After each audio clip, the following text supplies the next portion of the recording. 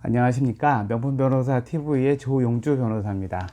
오늘은 책을 한 권 소개시켜 드리려고 하는데요. 오늘은 이제 책을 읽어주는 변호사. 오늘 소개할 책은 서울대 동양사학과 박훈 교수님이 저술하신 메이지 유신을 설계한 최후의 사무라이들이라는 책입니다.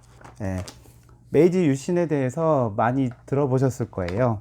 일본이 근대화를 시작한 계기가 된 것이 이제 메이지 유신인데요.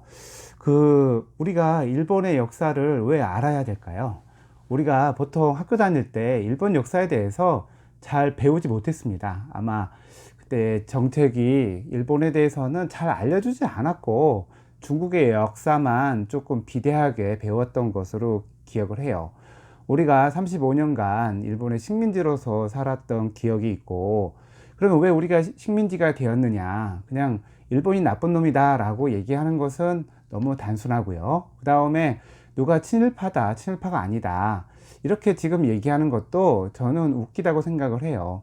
해방이 된 지도 이제 70년이 넘어가고 우리도 이제 어느 정도 국가가 부강을 해졌는데, 우리가 왜 그 당시에 왜 동아시아에서 근대 국가 형성 전쟁에서 경쟁에서 왜 졌느냐, 왜 우리가 일본에게 먹혔느냐, 우리에게 문제가 없었느냐, 이런 것들을 알아야 되거든요. 자, 우리의 잘못된 것을 알기 위해서는 왜 그러면 일본은 성공했느냐, 이런 거를 우리가 잘 이해해야 된다고 생각합니다. 그래서 이제 이 책에서 얘기하는 것이 결국 그 메이지 유신을 만들어간 4명의 사무라이들에 대해서 얘기를 해요. 여기 나오는 이제 사무라이가 누구냐면은 요시다 쇼인, 그 다음에 사카모토 류마, 사이고 다카모리, 오쿠보 도시미치. 아마 일본 역사에 관심 있는 분들은 아마 들어보셨을 거라고 생각을 해요. 자, 이 사람들이 이 메이지 유신을 하기 위해서 어떻게 했는지, 일본의 역사가 이제 길지만 이전에 이제 메이지 유신 이전에 그 일본의 정치는 천황이 있고 그 다음에 쇼군이 있는 그런 체제였죠. 그래서 쇼군이 이제 도쿠가와 막부인데, 도쿠가와 막부는 결국은 그 임진왜란 전쟁 이후로 도쿠가와 이에야스가 만든 거잖아요. 이게 260년간 이렇게 나라를 유지해 오는데, 천황은 그대로 그냥 명목만 천황이고 권력은 없죠. 모든 권력은 에도에 있는 쇼군이 갖고 있었던 이런 체제였는데, 세상이 그때 변하고 있었어요. 어떻게 변했냐면, 중국에서 영국 애들이 아편 팔아먹고 아편을 폐기했다는 이유로 아편 전쟁을 했는데, 그렇게 크고 강한 나라인 줄 알았던 청나라가 영국한테 패배를 했죠. 그 다음에 패배를 한 이후에 여러 번 또 2차에 걸친 전쟁에서도 지고 그런 상황이고, 그 다음에 1856년에 일본 앞바다에 미국의 페리 제독이 증기선인 흑선을 끌고 갑자기 나타나요. 도쿄에 가보시면 알겠지만 도쿄는 바로 도쿄만 안에 있는 도시잖아요. 그래서 바다를 바로 끼고 있는데, 바로 바다 안에 이런 흑선이 딱 나타나니까 이 일본은 당시만 해도 그 배를 못 만들게 했거든요. 어느 정도 크기의 배를 그 막부에서 못 만들게 했는데, 그 이유는 이게 이제 그 배를 만들어서 다른 나라와 교류를 하게 되면 경제력도 커지고 해외 문물을 수입을 해서 강해지기 때문에 이 막부 자체에서 이제 배도 못 만들게 해서 도저히 그 흑선에 대항할 방법이 전혀 없었던 거죠. 그래서 일본에 있었던 사무라이들은 이제 놀래기 시작해요. 원래 사무라이는 그 주군을 위해서 전쟁이 나면 싸워서 목숨을 바쳐서 주군을 지키는 이런 사람들이잖아요. 일종의 무력 집단인데, 이 사람들이 도쿠가와 막부가 전쟁이 없이 200년이 지나자 할 일이 없어져요. 근데 농사나 장사는 할 수가 없어요. 그냥 시내에 모여 살고 있는데, 그리고 이게 일본 경제가 사실상 상승하다 보니까 이 사무라이들이 받는 월급도 적어져서 나중에 이제 사무라이들은 사실상 거지가 돼요. 돈도 없고. 근데 이제 칼은 차고 있고 자존심은 있었죠. 이런 사람들이 이제 그 아편 전쟁이라든가 흑선의 출몰이라든가 이걸 보면서 위기감을 느껴요. 원래 자기들은 나라를 지키는 사람들인데 그런 거에 대해서 어떤 대책도 없이 되어 있고, 본인들의 처지가 이제 이렇게 하락을 한 거죠. 그런데 당시에 어떤 거가 있었냐면, 이 사무라이들이 칼을 차고 다니는 사람인데 그 18세기부터 그 유학이 유행을 해요. 그래서 이 할 일 없으니까 이 사무라이들이 이제 공부를 하기 시작하는데, 그래서 이제 뭐 성리학, 주자학 이런 책들, 노노, 맹가 이런 거를 보면서 이 정치에 눈을 뜨게 돼요. 그러면서 이런 그 유학의 가장 중심인 누구죠? 왕이잖아요. 그 왕을 존중하고 그 현명한 왕이 이제 나라를 잘 다스리는 것이 이제 유교이기 때문에 이 사무라이들 입장에서 쇼군보다는 이 천황의 위치가 더 커 보이는 거예요. 그리고 그래서 천황을 보존하고 외국의 군대를 물리치자 해서 존왕 양이라는 이런 정책이 나오게 되죠. 이거를 이 사무라이들이 꿈을 품게 되는데, 근데 결국 이 사무라이들 중에서 모든 지역의 사무라이가 아니라 조슈번과 사스마번의 사무라이들이 이 정치에 많은 관심을 가지게 돼요. 조슈번은 일종 히로시마 쪽이거든요. 그 다음에 사스마번은 저기 큐슈의 남쪽에 가고시마 있는 쪽인데, 이 번들이 저기 재력이 좋고요, 농사도 잘 되고, 그 다음에 이 서쪽에 있다 보니까 외국과 교류를 통해서 정보도 많이 획득하고, 그 다음에 물자도 많이 들어오고, 이런 그 곳이었어요. 그래서 조슈번의 이 책에 나오는 요시다 쇼인, 그 다음에 일본 정치를 지금도 조슈번이 잡고 있다고 얘기를 하죠. 사실 최근에 그 아베 신조도 원래 조슈번 출신이고, 그 사람의 이제 할아버지였던 그 누구죠? 기시 노부스케도 조슈번 출신이죠. 그래서 그 많은 정치인들의 출신들이 조슈번 출신이고, 조슈번보다는 사스마번이 더 잘 살았어요. 근데 사스마번은 또 어떤 곳이냐면 그 지역의 인구의 한 20%가 사무라이인 거예요. 그러니까 사무라이 그러니까 계급에서 그 일을 안 하고 그렇게 이제 사무라이로만 있었고, 그래서 그곳에서는 이게 치열하게 어떤 그 주자학이라든가 이런 유학의 발전이 많아서 사람들이 정치를 많이 관심을 갖게 됐어요.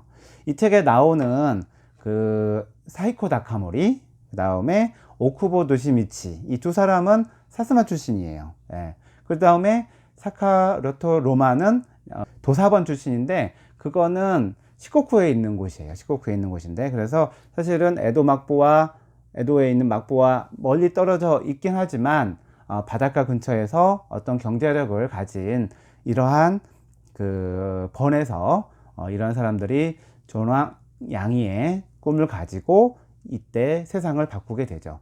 자, 일본을 메이주신에서 성공한 사람들은 결국은 이 가난한 사무라이들이에요. 그리고 이 사람들은 급진적인 생각을 가졌어요. 그래서 기존의 체제를 무너뜨리고, 그 다음에 황제를 다시 세워서, 그 다음에 서구화를 하고 의원을 만들고 상하 의원을 만들고 민주주의를 얘기하고, 그 다음에 그 해양국가를 만들자고 얘기를 해요.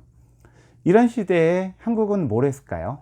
조선 시대에, 이 시대가 이제 고종 때인데, 고종은 처음에는 대원군이 정출했지만 나중에는 그 민비 일족과 붙어먹어 가지고 나라를 팔아먹기에 여념이 없었죠. 그래서 다른 나라와 수교를 했지만 뭐 금광도 팔아먹고, 그 다음에 그 가장 나쁜 거는 우리나라 이모군란이라든가 동학혁명 같은 이러한 내부적인 문제가 있었을 때 외세를 끌어들였어요. 청나라 군대가 오고 일본 군대가 오고 해서 결국은 우리 문제를 스스로 해결하지 못하고 외세의 힘을 통해서 문제를 해결하려고 했다는 점, 그 결과는 어떻게 됐죠? 결국은 일본의 식민지가 됐잖아요. 그러나 이 그 사무라이들은 이 책에서도 나오지만, 그래서 이 막부 체제를 무너뜨리기 위해서 결국은 전쟁을 해야만 했어요. 그래서 조슈번과 사스마번이 그 샤초 동맹을 맺어 가지고 결국은 이 에도에 있는 그 도쿠가와 막부를 물리치는데 전쟁을 하질 않았어요. 이 사람들이 처음에 외세를 끌어들여서 전쟁을 할 수도 있었지만, 이 사람들이 이게 붙었을 때 상당히 그 인상적인 장면인데요. 여기 이제 사이코 다카모리가 이제 몰고 가서 이제 그 막보를 치려고 하는데, 그때 그쪽에 가이슈라는 막보의 신하와 같이 만나요. 그러니까 여기에 최고 수장과 여기 최고 수장이 만나서 전쟁하기 전에 차를 마셔요. 되게 인상적 아니에요?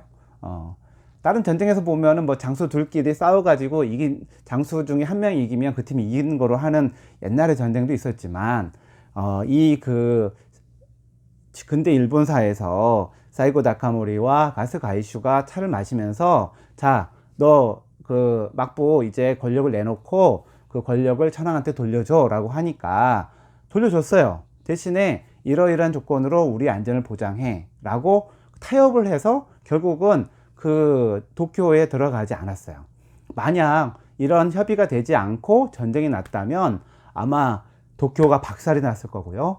내전이 생겨가지고, 요새도 뭐 내전한 나라들이 보이지만은 결국은 일본은 혼란에 빠졌을 거예요. 수많은 사람이 죽고 분쟁이 되고 원수가 되고 해서 일본의 발전이라는 게 없었을 텐데, 이 두 사람이 만나서 차 한잔 마시고 그렇게 협의를 해서 결국은 정권을 가져오고, 정권에 있었던 사람들은 시골로 내려가서 이렇게 사는, 너무 멋진 이런 모습이, 그래서 이제 일본이 더 발전하게 됐겠죠. 그래서 그러한 그 역사적인 순간순간에 바로 이 책에 나오는 요시다 쇼인과 사카모토 료마, 사이고 다카모리, 오쿠보 도시미치가 각자의 자기 역할을 해요. 간단하게 얘기하면 요시다 쇼인 같은 경우에는 조슈번의 송화천숙이라는 어떤 학교를 만들어서 많은 근대화의 인물을 만들고, 그 중에 가장 유명한 사람은 이토 히로부미죠. 그 다음에 우리나라의 조선에 들어와서 1대, 2대 조선 총독이나 통감을 했던 사람도 다 조슈번 출신들이에요. 그래서 이 그 요시다 쇼인이 뿌린 씨앗이 이러한 근대, 그리고 팽창주의의 어떤 기반이 되었던 것이죠. 그리고 나중에 정안론이라든가 뭐 이렇게 동아시아, 이렇게 막 그 중국이라든가 동남아까지, 호주까지 점령하는 것까지 생각을 했던 게 요시다 쇼인이고, 그리고 그 사람이 생각한 거대로 결국은 나중에 일본이 침략을 해서 태평양 전쟁을 일으켰던, 그렇게 됐었고요. 사카모토 료마 같은 경우에는 가장 중요한 거는, 원래 조슈번과 사스마번이 서로 대립되어 있는 아주 으르렁거리던 그런 곳이었는데, 이 두 집단을 서로 동맹을 맺게 해가지고 그 다음에 이 막부 체제를 무너뜨리고 대정봉환할 수 있었던 그러한 계기를 마련한 사람이 료마였고, 로마가 꿈꾸던 그러한 그 근대 국가의 모습이 그대로 만들어져요. 그 군대 국가를 만든 사람이 바로 오쿠보 도시미치죠. 오쿠보 도시미치는 근대 일본의 아버지라고 불리기도 하고, 그래서 중앙집권 국가 건설을 위해서 패번치연도 하고, 외국에 가서 문물을 배우라고 이와쿠라 사절단을 보내기도 해요. 그리고 의무교육이라든가 토지세제 개혁, 그 다음에 태양력 채용, 그 다음에 기독교에 대한 어떤 규제도 풀고, 이렇게 하고, 그 다음에 대만도 침략하는 등 근대 일본이 만들어지는 어떤 기본적인 틀을 만든 사람이 오쿠보 도시미치죠. 이러한 네 사람의 사무라이가 일본 근대 국가를 만드는 큰 기여를 하게 됐습니다. 근데 불행하게도 우리나라는 계합파의 영수였던 김옥균이가 갑신정변 일으키고 일본에 도망을 갔다가 결국은 나중에 상하이에서 목이 잘려서 한국에 돌아와서 그거를 뭐 어떻게 했다라는 얘기가 있잖아요. 그래서 만약 그 계합파가 성공했더라면 우리도 일본과 비슷하진 않더라도 식민지로는 안 가지 않았을까. 그리고 제가 상상하는데, 한국이 강해졌다면 일본이 우리를 식민지로 못했을 거고, 그러면은 일본이 중국까지 못 넘어갔을 거고, 그러면은 태평양 전쟁도 안 일어났을 거 아닌가라는 상상도 해봤어요, 사실은. 아무튼 우리가 약하면 이 조선반도, 한반도는 일본과 중국과 러시아 해양 세력의 어떤 충돌 지점이 되다 보니 결국 우리가 힘든 시간들 많이 보내고 지금도 분단이 되어 있는 것 같습니다. 자, 남을 욕할 게 아니라 남의 잘하는 점을 배워서 왜 우리가 그때 잘못했는지, 그리고 앞으로는 어떻게 해야 되는지 우리는 잘 이해해야 되기 때문에 메이지 유신을 만든 4명의 사무라이 이야기들을 한번 이 책을 통해서 읽어보는 것도 좋을 것 같습니다. 감사합니다.